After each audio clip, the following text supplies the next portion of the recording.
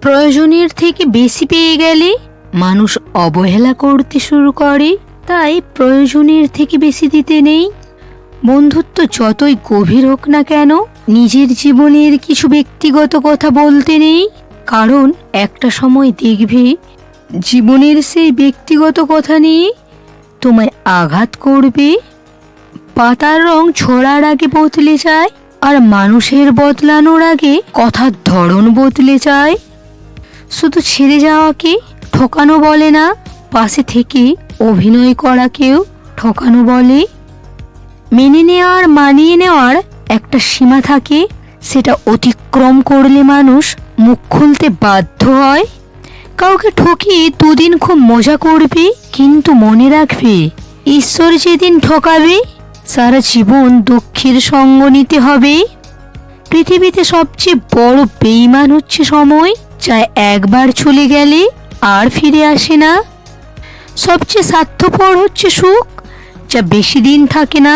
সবচেয়ে আপন হচ্ছে কষ্ট, যা সব সময়ই কাছে থাকে। তুমি কারো কাছে ভালো, কারো কাছে খারাপ। আসলে যার মন যেমন তার কাছে তুমি তেমন। নিজের মধ্যে আত্মসম্মান থাকা ভালো, অহংকার নয়। একতরফা ভালোবাসাগুলো এমনই হয়, একজন পাগলের মতো ভালোবেসে যায় আর একজন পাগল ভেবে অবহেলা করে। ভুল যেমন মানুষকে শিখতে সাহায্য করে, আঘাত তেমনই কিছু মানুষকে বদলাতে সাহায্য করে।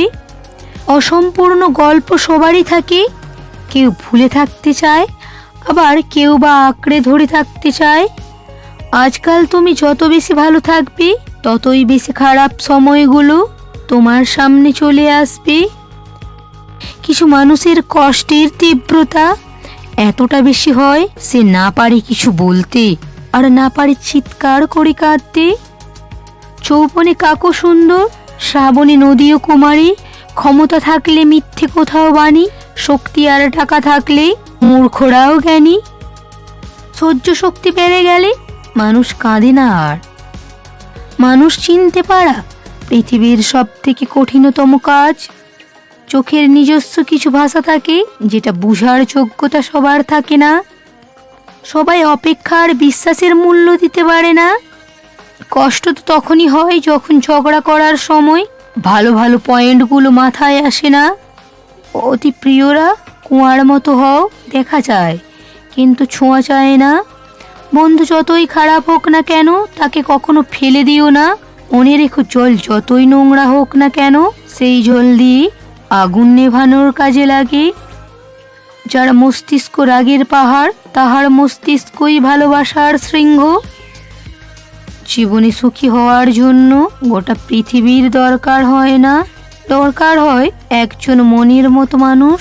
হোক সে ভালোবাসার মানুষ অথবা ভালো একজন বন্ধু।